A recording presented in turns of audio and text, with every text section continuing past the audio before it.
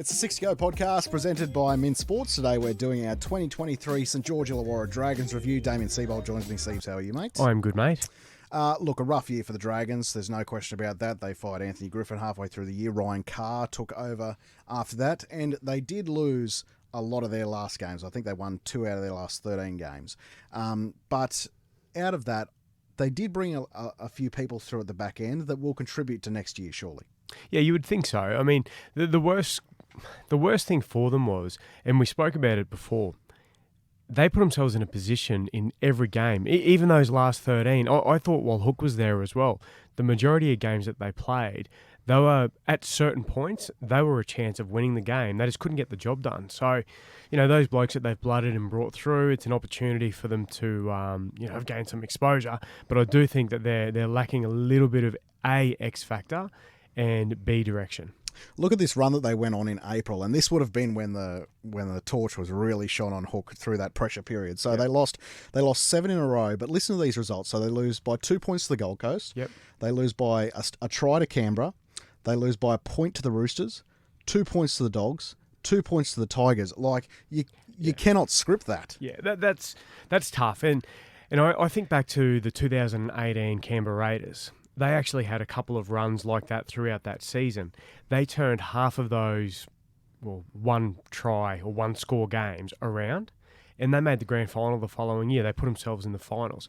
The Dragons are in that position where they are close enough. If they can convert 50% of those close losses into a win, well, they make the finals.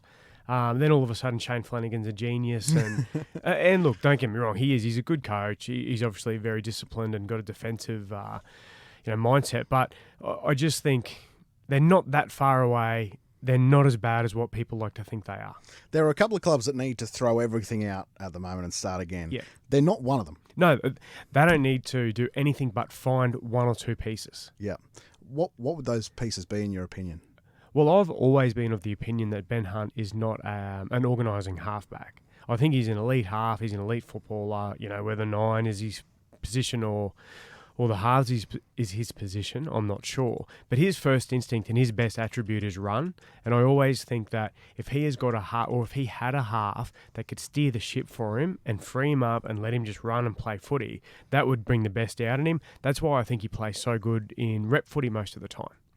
Been a lot of talk about the fullback spot for the Dragons. Look, I don't rate Sloan. I really don't. I know a lot of people do, and I'm pretty sure you do, and we'll talk about it. He's got the attributes to be a good footballer. I just don't know whether or not defensively,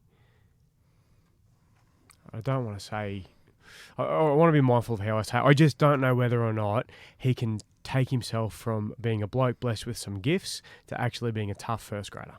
Let me say this. So Hook was really criticised about his time at the Dragons for not putting in some of the youngsters, okay? And Sloan was definitely one of them. Yeah. Because he comes on and he has these moments of absolute brilliance, similar to a Jaden Campbell in some respects. However, I would definitely put Jaden Campbell above Tyrell Sloan. Yeah.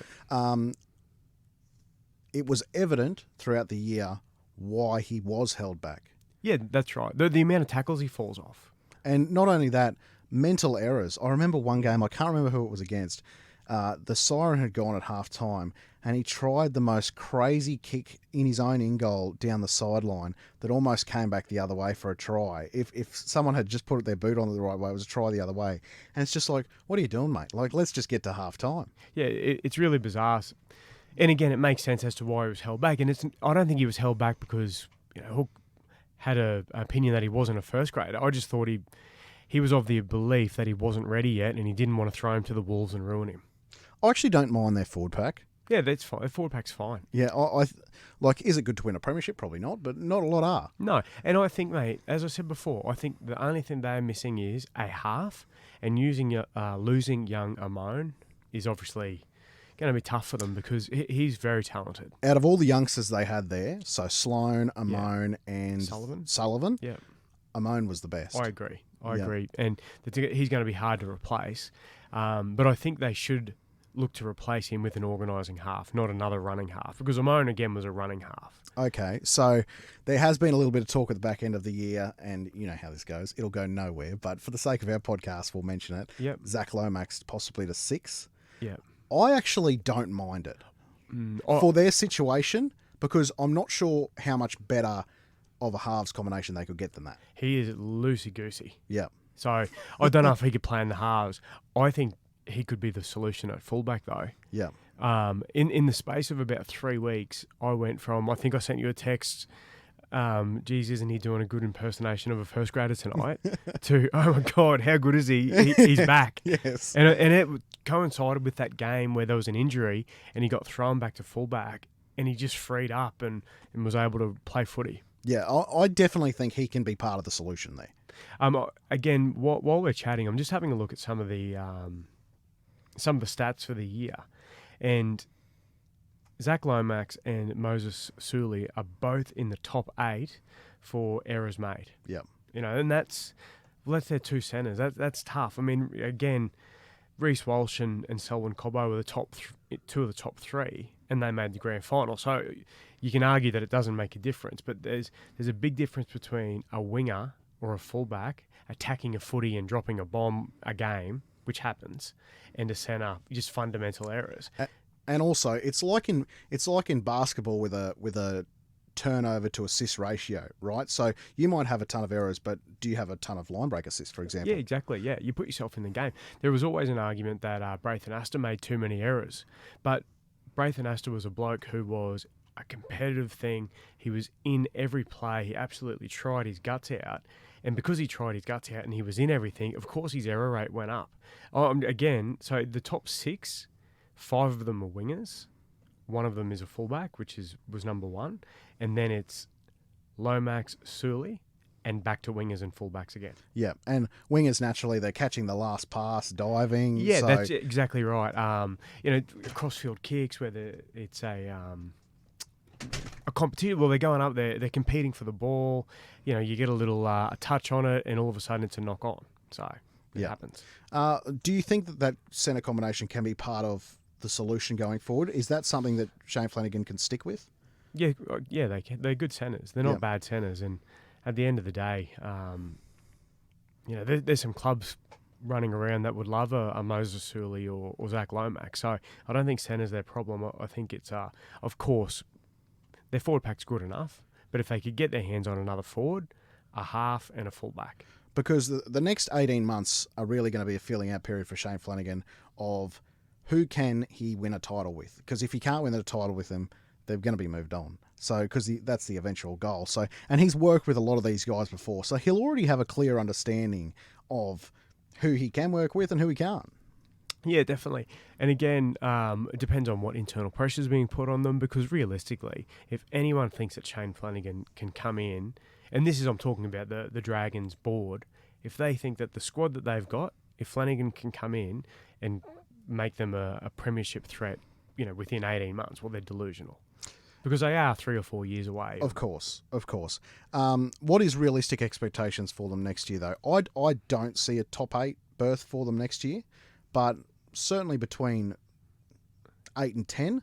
Yeah, I would say probably between 8 and 12. Yep. But they're a team that I don't think they'll make the finals at all. But no, they should be, with a month, 6 weeks to go in the season, be a chance. Yes, and they should be competitive with top 8 teams. Like, they're not one of these teams that... But again, they were. Yes. They were already, so... But they're not a Bulldogs who get blown out every week. No. They're not at that level. Yeah, that's exactly right. Or the Tigers. Yes. Which don't look like winning. Yeah, exactly. I just want to ask you might not have, but have you spoken with your brother about Shane Flanagan at all? He worked for Anthony this year at Manly. Yeah, look, mate, I have. And again, I try to leave him alone and don't punish him about footy. He has enough people wanting to, jump on the phone and talk to him about footy and things like that. So one thing though, he must have liked him. Oh yeah, of course, and really respected him. He does, because when he was announced as Dragons head coach, a lot of the time it's okay. See you later. Thank you very much for your time. No, he likes him. He thinks he's a great bloke. He thinks he's a great coach. All the attributes that my brother likes in a coach or a player: hard work, determination, and accountability, and he ticks all those boxes. And again, he was a really good fella. But no, to answer the question, I didn't really punish him too much. Fair enough. We'll take a quick break and be back with Chris Kennedy, the media manager for St George Illawarra Dragons, on the 60O podcast. There's not too many on the professional darts world tour looking like they have That's a good point. babysitting on the old LinkedIn bio. They're the least trustworthy athletes of all time. Absolutely. Athletes in inverted commas. I remember Phil Taylor, Power. back when they used to be able to drink, and he would drink while he was playing, and they were just on the cusp of trying to get rid of booze in the sport. He said, "No, you can't get rid of it. I use it for balance so that I can throw the darts." They go, "Well, couldn't you just hold a book?" He goes, "Mate, I can't drink 12 books while I'm playing darts." For more nonsensical ramblings loosely based on sport, tune into Mint Sports, maybe daily, every week. Maybe. It's the 60O podcast presented by Mint Sports, back with Damien Seabolt, and Chris Kennedy joins us on the phone. Chris, how are you, mates? Yeah, I'm going really good. How are you guys? Really good, thanks. Now, obviously, a bit of a tough year for the Dragons, and you were inside the building. Can you tell me what was the most stressful time? We spoke earlier about that sort of month period where all the results sort of lost to the Dragons by about 2 or 4 points, or 1 point in some cases. What was the most iconic time for you?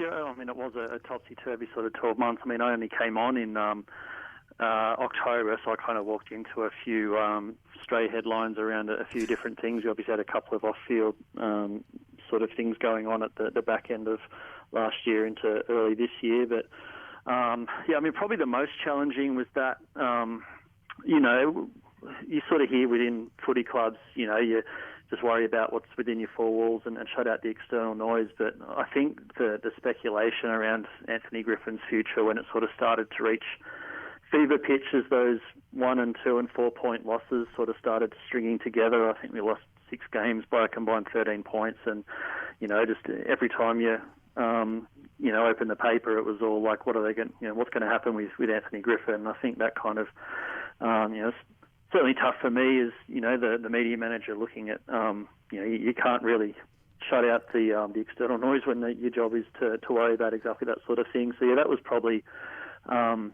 Leading up to Anthony getting moved on, and then the week that it happened was pretty hard for everyone and disruptive. But I guess some learning experiences for all of us out of it as well. It makes it really hard, mate.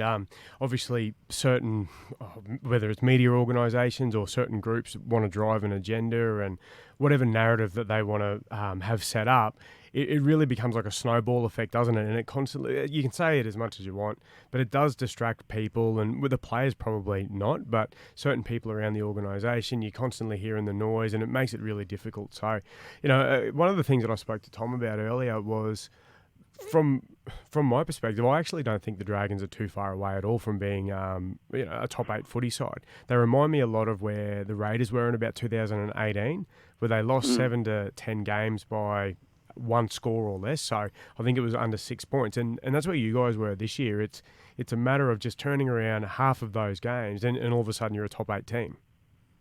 Yeah, it changes really quickly. I think we've got a lot in our favour around sort of the strength of the juniors coming through, and having Shane come in, he's made a really positive difference. And the fact that he's been at the club before, he worked there as an assistant coach for a bit, and then he was in our pathways not that long ago. He's got a really good sense of what he wants to achieve and what needs to happen, and he's got a huge buy-in from the players. He's got buy-in from the staff and the board, and he's just been wonderful to deal with. I think he's going to get the best out of the players. We touched on last year, obviously finishing second last.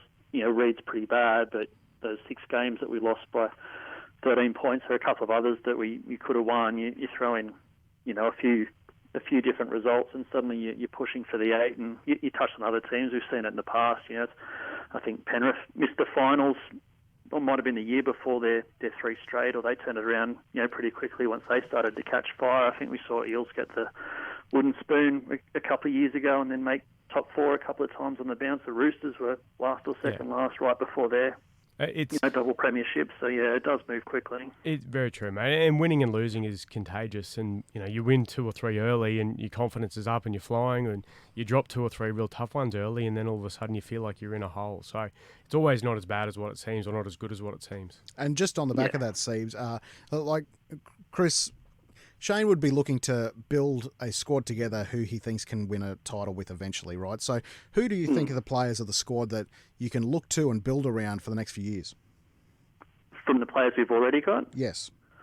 Yeah, I mean, I'm a huge fan of Blake Laurie. I think he's probably one of the more underrated front rowers in the competition. And one of the things I love about Block is just his, it's not so much what you see on field, which is always, giving his best and very consistent, but it's just his little actions around the club and the way he sort of, looks after the young guys coming through. He's been great for me to deal with. He's always kind of got that club first mentality, like how can this, benefit the club? He's come to me with, ideas for things that we could do on, social media or anything that's going to, help the club's image. So, having people like that who just are really, really passionate about the club and the people around the club all being successful and pulling together. And, Lomax is another one. He's, he's probably got a little bit of, I think, what's the word, incorrectly labelled as someone who's a bit sort of aloof, but he cares about the club as much as I think probably anyone, and he's quite similar in terms of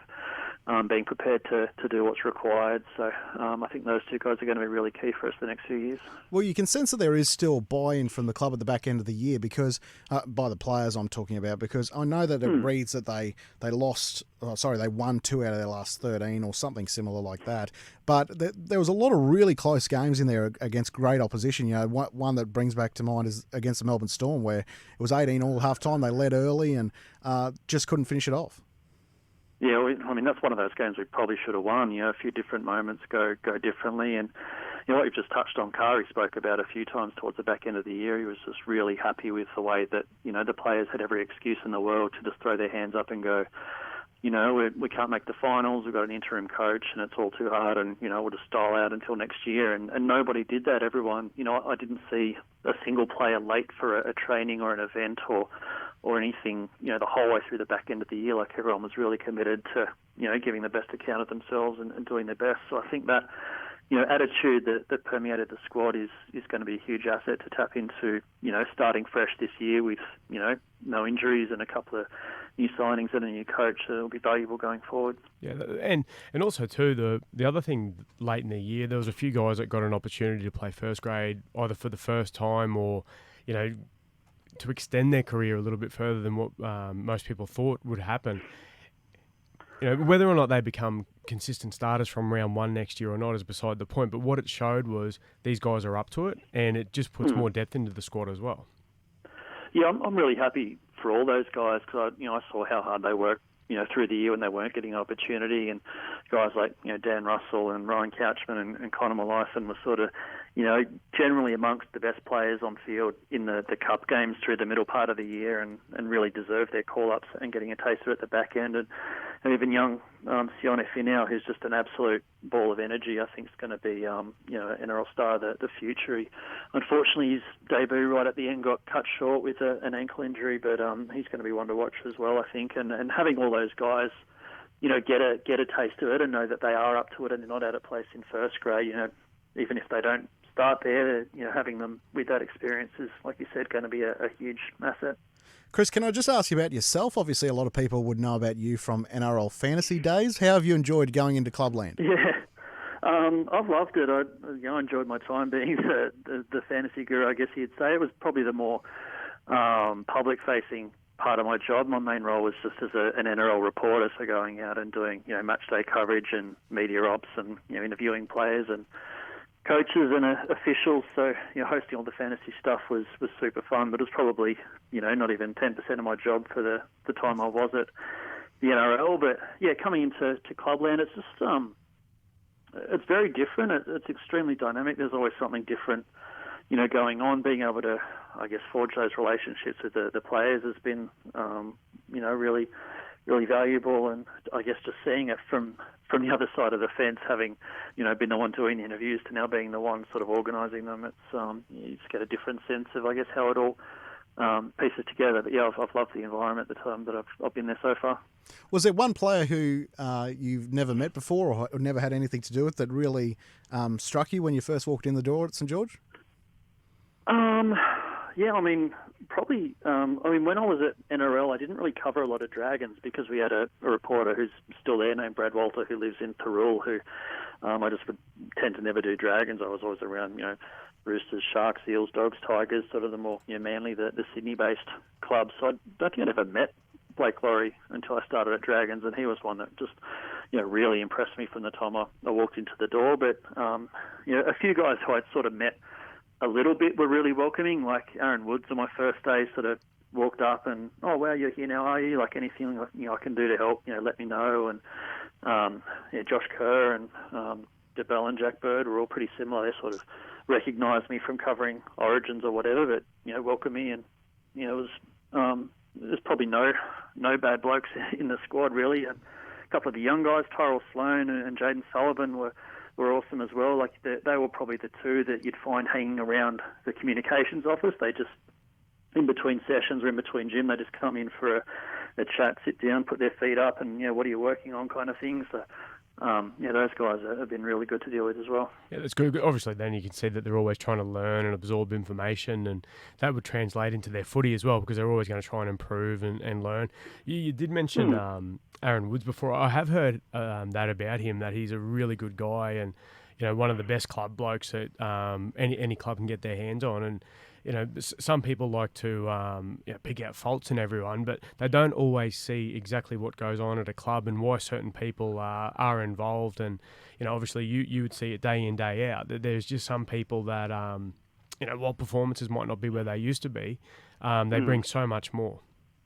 Yeah, I think Aaron Woods is a great example of those sort of players who, when your club signs them, the fans are like, oh, what are you doing? They're over the hill. But, I get on quite well with Ben Couchman, who's the father of the Couchman twins, and Toby got called up to make his debut at the start of the year at the expense of Aaron Woods.